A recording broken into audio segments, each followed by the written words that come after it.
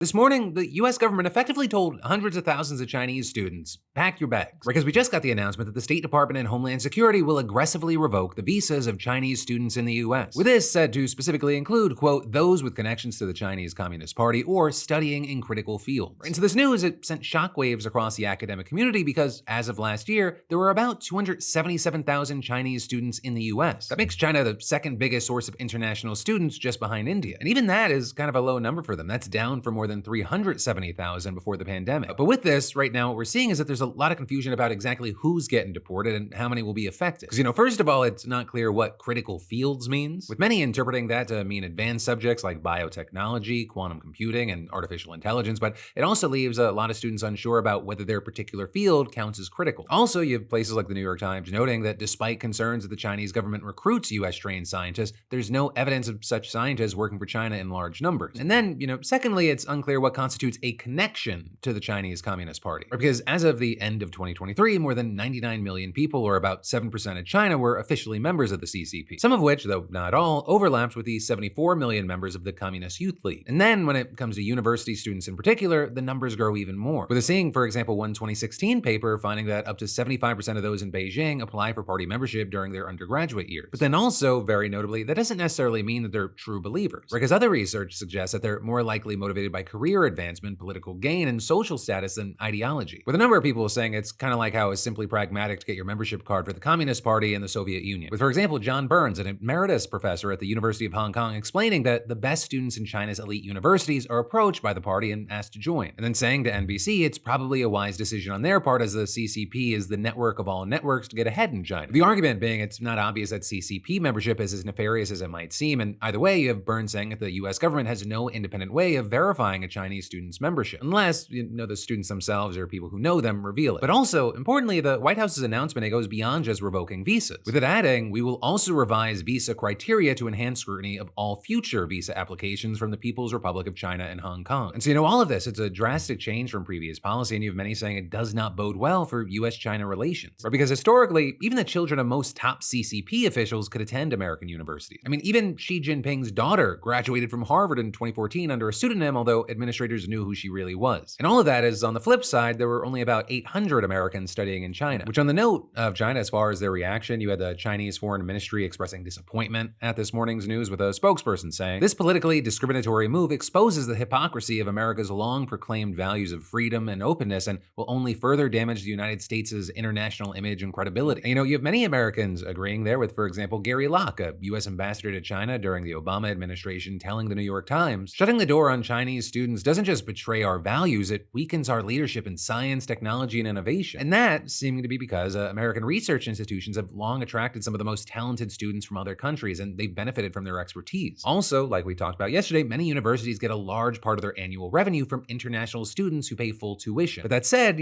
for Trump, politically speaking, it's kind of a perfect move. But he combines his trade war with China, his crackdown on immigrants, and his attack on universities in a single headlining declaration. And it fits. It's a continuation of what his administration's been doing over the past few months, where they've already revoked thousands of student visas, they've detained and deported people seemingly for their political expression. And, just yesterday, the State Department halted scheduled interviews with foreign students applying for student and exchange visas. And even that was after last week you had Homeland Security announcing it was revoking Harvard's certification to enroll foreign students, with them notably justifying that move in part by claiming without evidence that the university coordinated with the Chinese Communist Party. Though also a federal judge temporarily blocked that, and it's still being fought out in court. But for now, we'll have to wait to see who all this hits and how things move forward.